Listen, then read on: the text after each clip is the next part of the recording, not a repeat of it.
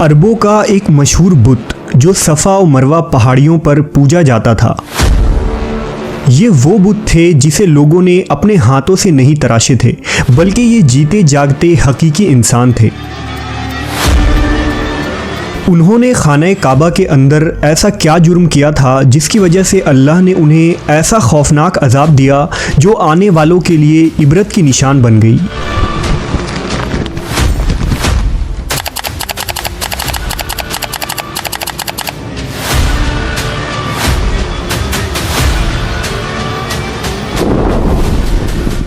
جب سے خانہ کعبہ تعمیر ہوا تب سے لے کر اب تک جس نے بھی بیت اللہ کی بے حرمتی کی یا بے حرمتی کرنے کی کوشش کی تو اللہ نے ان کا وہ حشر کیا کہ رہتی دنیا تک عبرت کا نشان بن کر رہ گئے، پھر چاہے وہ دنیا کا طاقتور بادشاہ ابرہہ اور اس کے ہاتھیوں کا لشکر ہی کیوں نہ ہو۔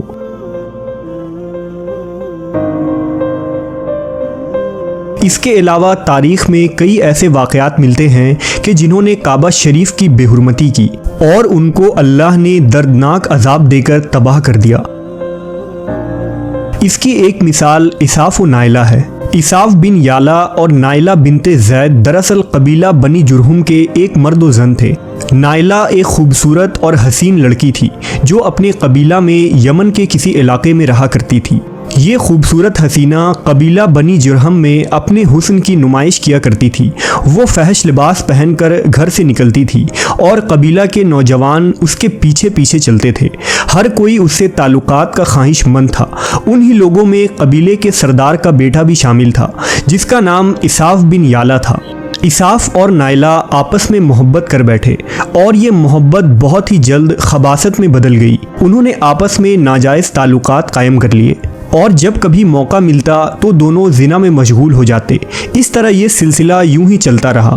جب ان کے گھر والوں کو اس کا علم ہوا تو وہ ان کے خلاف ہو گئے، جس وجہ سے ان کے ملنے پر پابندی لگا دی گئی۔ ایک دفعہ کا واقعہ ہے کہ بنی جرہم کا ایک قافلہ حج کرنے کے لیے مکہ کے لیے روانہ ہوا تو یہ دونوں بھی اس قافلے کے ساتھ حج کے لیے چل دیے۔ قافلہ مکہ پہنچا اور یہ حج کے ایام تھے۔ انہی دنوں کا واقعہ ہے کہ ایک روز کعبہ میں لوگوں کی تعداد بہت ہی کم تھی اور آس پاس کوئی بھی موجود نہ تھا، لہذا شیطان نے ان کے دلوں میں وسوسہ ڈالنا شروع کر دیا۔ وہ دونوں خانہ کعبہ میں داخل ہو گئے اور اس تنہائی کے عالم میں زنا کرنے لگے۔ ان کے اس خباثت اور کعبہ کی بے حرمتی پر زمین اور آسمان کانپ اٹھا۔ سمندر کی موجیں جوش مارنے لگی اور اللہ کی طرف سے عذاب نازل ہو گیا۔ ہوا یوں کہ جب وہ خانہ کعبہ کے اندر بدفعلی کر رہے تھے تو اسی وقت ان کی روحیں قبض کر لی گئیں اور ان کے گوشت پوشت کے جسم پتھر کے بنتے چلے گئے۔ یہ لمحہ انتہائی خوفناک اور عجیب و غریب تھا۔ دو زندہ انسان عذاب الہی کے تحت اب پتھر کے بن چکے تھے۔ کچھ دیر بعد جب بنی جرہم کے لوگ کعبہ کے قریب آئے اور بیت اللہ کے دروازے کو کھولا تو دونوں بدبخت برہنہ حالت میں پتھر بنے کھڑے تھے۔ وہ یہ سمجھ گئے کہ یہ خبیث اللہ کی مقدس گھر میں کس جرم کا ارتکاب کر رہے تھے۔ لوگوں نے دونوں کے مجسموں کو اٹھایا اور باہر لا کر زمین میں گاڑ کر انہیں کھڑا کر دیا تاکہ یہ لوگوں کے لیے عبرت کا نشان بنا رہے۔ کچھ دن گزرنے کے بعد مکہ کے لوگوں نے اساف کے بت کو اٹھا کر کوہ صفا کے مقام پر رکھ دیا اور نائلہ کے بت کو اٹھا کر کوہ مروہ کے مقام پر رکھ دیا۔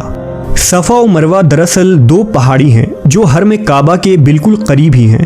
انہی دو پہاڑیوں پر چڑھ کر اور چکر لگا کر بی بی ہاجرہ علیہ السلام نے اس وقت پانی کی تلاش کی تھی جب حضرت اسماعیل علیہ السلام شیر خوار بچے تھے اور پیاس کی شدت سے بے قرار ہو گئے تھے۔ اس لیے زمانہ قدیم سے یہ دونوں پہاڑیاں بہت مقدس مانی جاتی تھیں اور حاجی ان پر چڑھ کر بڑے احترام اور جذبہ عقیدت کے ساتھ طواف کیا کرتے تھے۔ جب اساف اور نائلہ کے بت کو صفا اور مروہ پر رکھا گیا تو ان کی سزا یہ تجویز کی گئی کہ جو شخص بھی صفا و مروہ پر جائے وہ ان دونوں بتوں کو ایک ایک جوتا مارے۔ ایک دو نسلوں تک تو یہ عمل جاری رہا، پھر لوگوں نے انہیں جوتوں کے بجائے تھپڑ مارنا شروع کر دیے اور کچھ نسلوں بعد لوگ انہیں صرف ہاتھ لگایا کرتے تھے۔ اس طرح وقت گزرنے کے ساتھ لوگوں نے ان سے عبرت حاصل کرنا کم اور ان کی تعظیم زیادہ کرنے لگے۔ یہاں تک کہ ایک وقت ایسا آیا کہ عربوں نے جاہلیت کی بنا پر ان کو محبت کی علامت قرار دینا شروع کر دیا اور قبیلوں میں ان دونوں کے عشق کی داستانوں کو فخر سے بیان کیا جانے لگا۔ آہستہ آہستہ یہ محبت کے دیوی اور دیوتا قرار پائے۔ 5ویں صدی تک اساف اور نائلہ کے اس بت کو عربوں کے بڑے بتوں میں شمار کیا جاتا تھا، جن کے آگے لوگ سجدہ کیا کرتے تھے اور قربانی بھی چڑھاتے تھے۔ حضرت زید بن حارث رضی اللہ تعالیٰ عنہ بیان کرتے ہیں کہ زمانہ جاہلیت میں جب مشرکین مکہ بیت اللہ کا طواف کرتے تھے تو اساف و نائلہ کے اس بت کو چھوتے تھے۔ میں ایک دفعہ رسول اللہ صلی اللہ علیہ وسلم کے ساتھ بیت اللہ کا طواف کر رہا تھا، لہٰذا جب میں ان بتوں کے پاس سے گزرا تو ان کو چھوا۔ اس پر آپ صلی اللہ علیہ وسلم نے مجھ کو ان بتوں کو چھونے سے منع کیا۔ میں نے اپنے دل میں کہا کہ دیکھوں تو صحیح کہ چھونے سے ہوتا کیا ہے، اس لیے دوبارہ ان کو چھوا۔ آپ صلی اللہ علیہ وسلم نے دوبارہ ذرا سختی سے منع کرتے ہوئے فرمایا، کیا تم کو منع نہیں کیا تھا؟ حضرت زید فرماتے ہیں کہ اللہ کی قسم اس کے بعد کبھی کسی بت کو میں نے ہاتھ نہیں لگایا، اور میں قسم کھا کر کہتا ہوں کہ نبی صلی اللہ علیہ وسلم نے کبھی بھی کسی بت کو نہیں چھوا تھا، یہاں تک کہ اللہ نے آپ کو نبوت عطا فرما دی اور آپ پر وحی نازل ہونے لگی۔ ایک دن رشد و ہدایت کا ایک سورج طلوع ہوا جس سے یہ پورا خطہ جگمگا اٹھا۔ حضور پاک صلی اللہ علیہ وسلم نبوت کے عہدے پر فائز ہوئے۔ آپ صلی اللہ علیہ وسلم نے دعوت و تبلیغ کا کام شروع کیا۔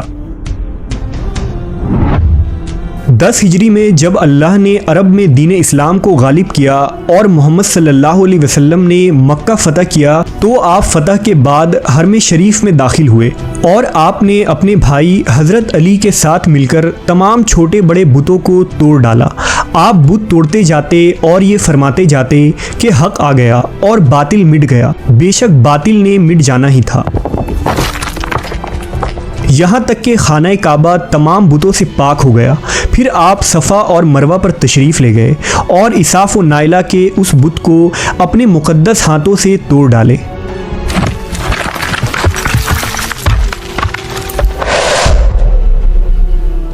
ہم نے دیکھا کہ اساف و نائلہ کے اس بت کو لوگوں نے بطور عبرت صفا اور مروہ پر رکھا تھا، لیکن شیطان نے انہیں ایسا گمراہ کیا کہ وہ ان کی پوجا کرنے لگے۔ صرف یہی نہیں بلکہ زنا جیسے بدترین جرم جسے کعبہ شریف کے اندر کیا گیا تھا، لوگ اس داستان کو فخر کے طور پر بیان کرنے لگے۔ ہونا تو یہ چاہیے تھا کہ ان کے اس بدفعلی پر لعنت کی جاتی، لیکن عربوں نے اس گناہ کو داستان عشق بنا دیا اور اساف و نائلہ کو ایک رول ماڈل کے طور پر پیش کرنے لگے۔ بالکل اسی طرح آج کے اس فتنے بھرے دور میں یہی کچھ حالات نظر آتے ہیں، جہاں اگر کوئی شخص کسی طرح کا سنگین جرم کرے تو لوگ اسے ہیرو کی طرح بطور نمونہ پیش کرتے ہیں۔ فریڈم، آزادی خیال اور لبرلزم کے نام پر ہر طرح کی خباثت اور برائی کو خوبصورت انداز میں پیش کر کے اس کی بھرپور تائید کی جاتی ہے۔ اللہ رب العزت سے دعا ہے کہ اللہ ہمیں ہر قسم کی برائیوں اور فتنوں سے محفوظ رکھے اور شیطان لعین کے وسوسوں اور چالوں سے حفاظت فرمائے۔